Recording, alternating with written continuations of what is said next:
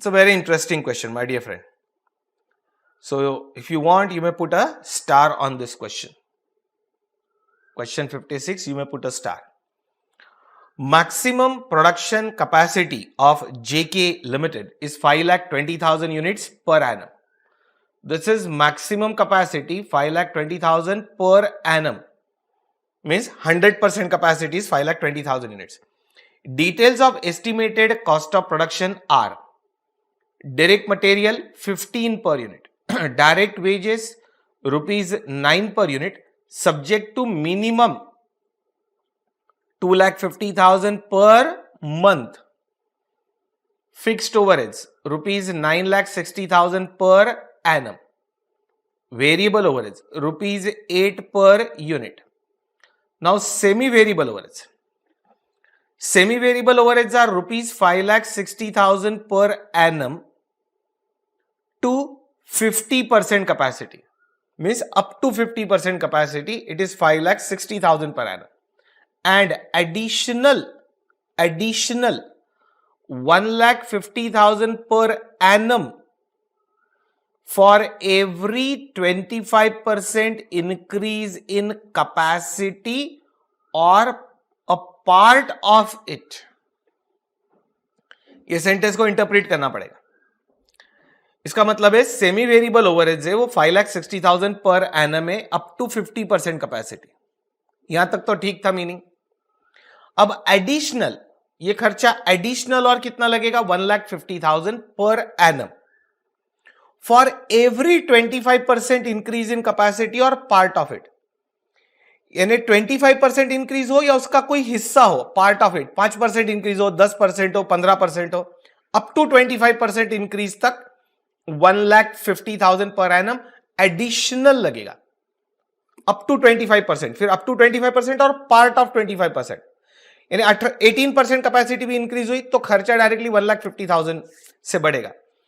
तो ये थोड़ा सा स्टेप लैडर कॉस्ट के जैसा, जो बहुत पहले हमने एक बार पढ़ा था. स्टेप लैडर है ना, वो खर्चा जैसे ये 5,60,000 रहेगा, फिर वो जंप होके अगले 25% तक, ये 50% कैपेसिटी तक 5,60,000, फिर 50% से 75% कैपेसिटी, नेक्स्ट 25% कैपेसिटी तक वो 1,50,000 से और बढ़ जाएगा, और फिर 75% से अगले 100% तक, नेक्स्ट 25% कैपेसिटी पे और 1,50,000 बढ़ जाएगा. That is the meaning step ladder cost. एक बार पढ़ी थी हमने.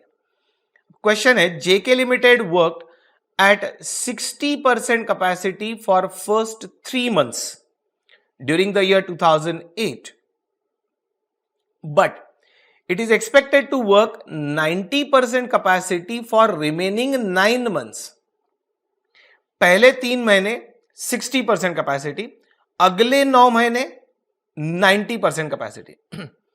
The selling price per unit was rupees 44 during the first 3 months.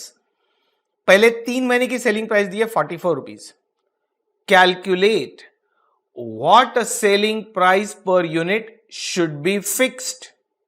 What selling price per unit should be fixed for remaining 9 months. For remaining 9 months to yield a total profit of 15,62,500 for the whole year. आपको selling price ढूंढना है for remaining 9 months. अब एक बार question और पढ़ेंगे.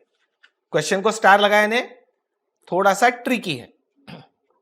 एक बार और पढ़ो, फिर मैं आगे डिस्कस करता हूं उसका अप्रोच.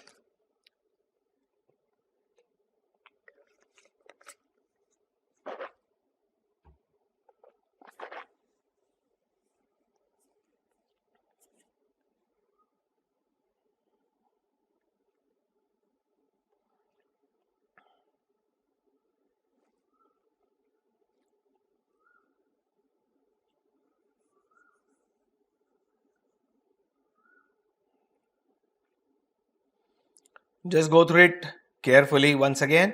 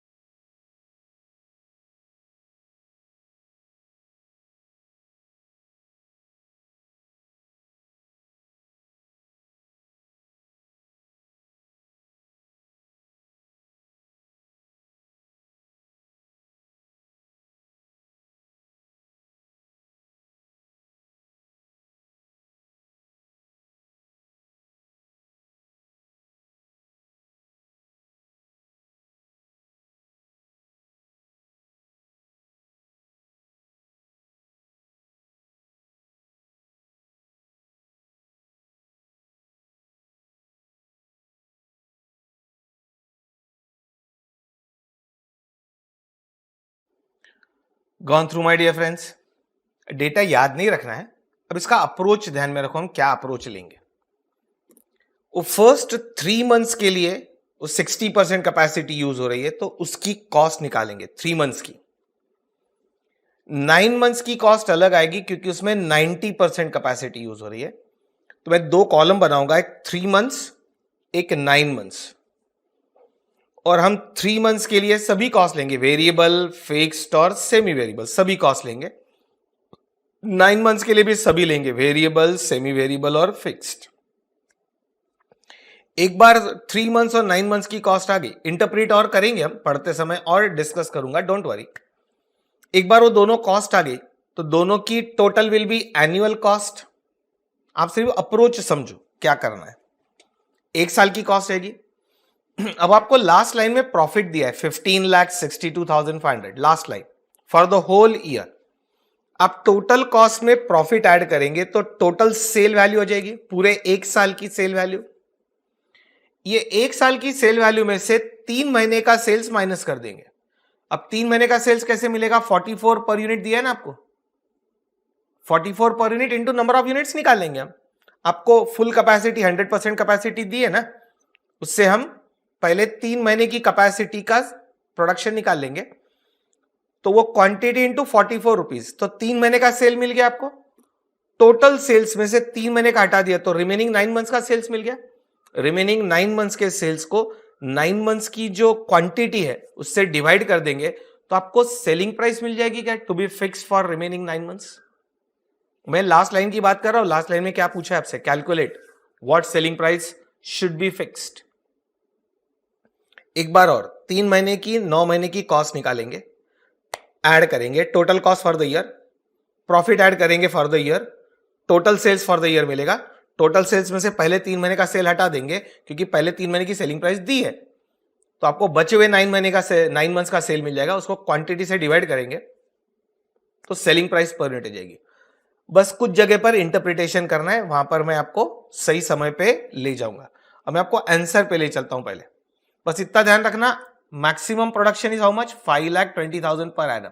इससे मैं क्वांटिटी निकालूंगा, 1 साल की क्वांटिटी है 5,20,000 पर एनम। अब आंसर पे चलते, लिखना चालू करो।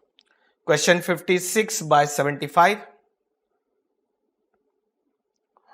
Statement of cost. क्वेश्चन 56/75, और आप क्रॉस रेफरेंस देते हो, हाँ, क्वेश्चन का रेफरेंस आंसर के पास और आंसर का पेज नंबर क्वेश्चन के पास, इधर उधर। प्रिंटेड नोट्स का आंसर नोटबुक में, नोटबुक का रेफरेंस प्रिंटेड नोट्स में। Statement of cost particulars for 3 months, first 3 months and next 9 months. इसमें जगह ज्यादा रखना, किसमें? कैलकुलेशन के लिए। इधर कैलकुलेशन दिखाने वाले तो कीप मैक्सिमम स्पेस। पर्टिकुलर्स में कम जगह रखी तो भी चलेगा।